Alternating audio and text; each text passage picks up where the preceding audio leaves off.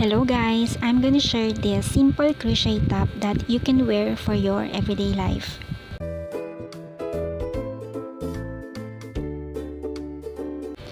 I have here 3.5mm hook and 8-ply polyester yarn. First, make a slip knot and chain 3. Skip 2 chain and make 2 double crochet together to the last chain from the hook.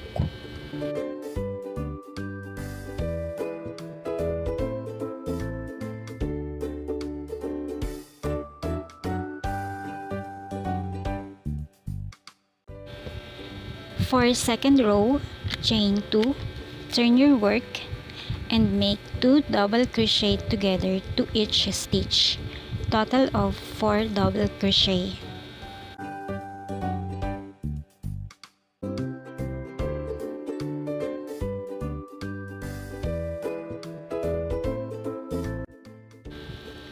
For third row, chain 2, turn your work and make 2 double crochet together to the first stitch and 1 double crochet to the next 2 stitches and 2 double crochet together to the last stitch.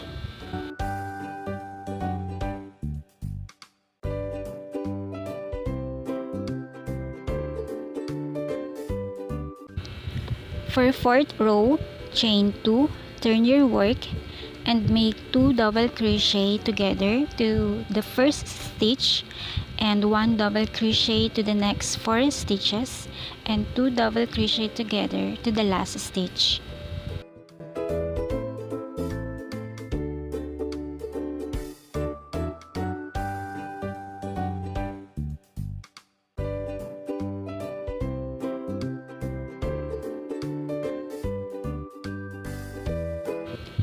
Continue rows of double crochet with increasing to every first and last stitches until you reach your measurement from your chest to upper bust. So now I have a total of 17 rows of double crochet with increasing pattern. For the last 3 rows, I'm gonna make 1 double crochet to every stitches without increasing.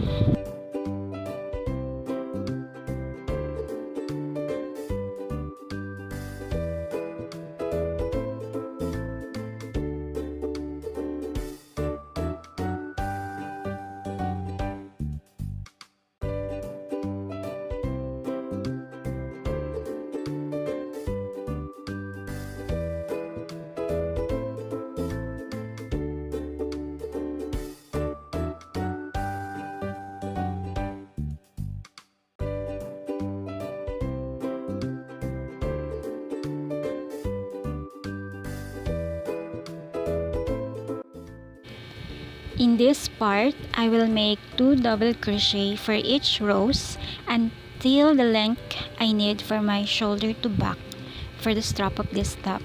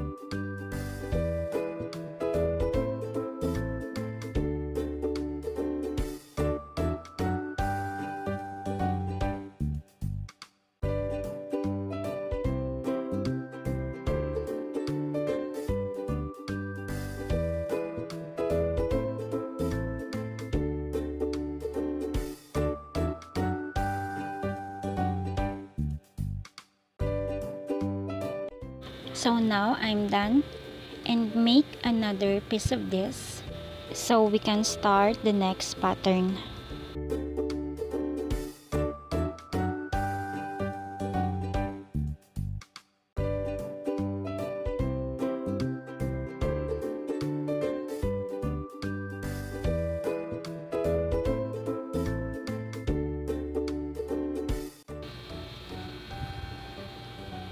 Make a slip knot and chain 20. Add 2 chains to make our first double crochet.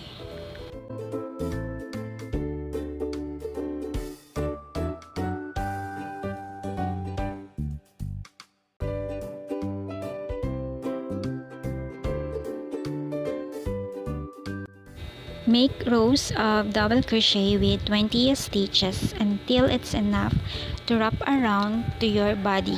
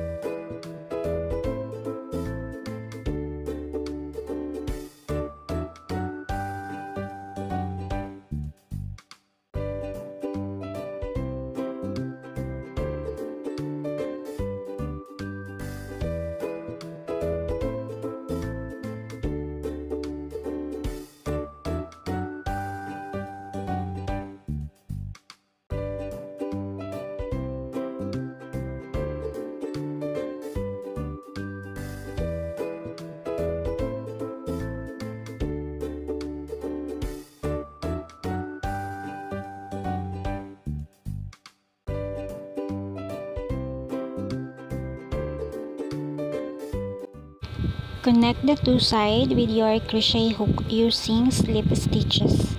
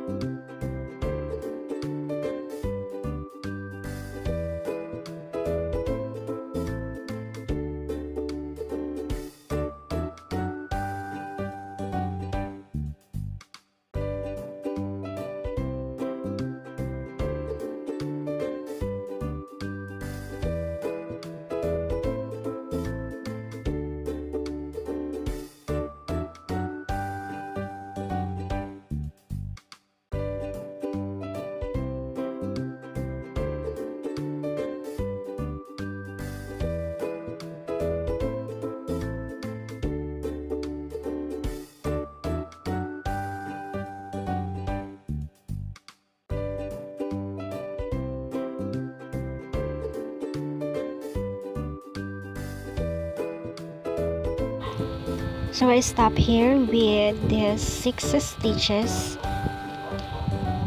Get the other bra pad and join them with a slip stitch.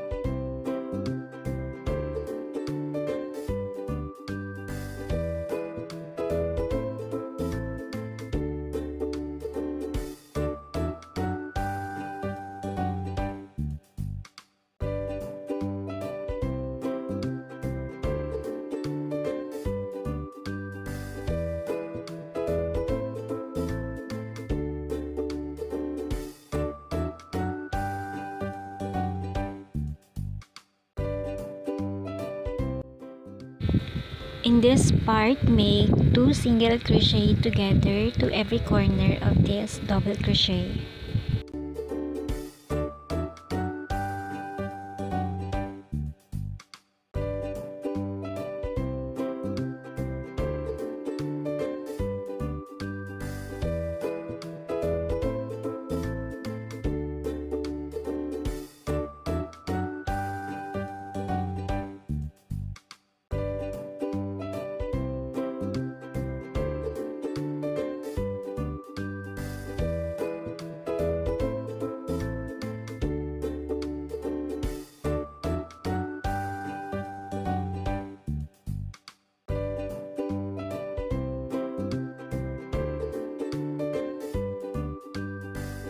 Continue 2 single crochet together to every corner for the edging of this top.